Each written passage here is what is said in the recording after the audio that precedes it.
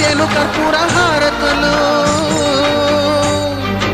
ఇన్నాళ్ళు వేచిన మా కళ్ళు ఇచ్చేను కర్పూర హారతులు. పవన్ కళ్యాణ్ అనే నేను శాసనసభ సభ్యుడిగా ఎన్నికైనందున శాసనం ద్వారా నిర్మితమైన భారత రాజ్యాంగం పట్ల నిజమైన విశ్వాసం విధేయత చూపుతారని, భారతదేశ సార్వభౌమాధికారాన్ని సమగ్రతను కాపాడుతానని, నేను స్వీకరించబోయే కర్తవ్యాన్ని నిర్వహిస్తానని దైవ సాక్షిగా ప్రమాణం చేస్తాను.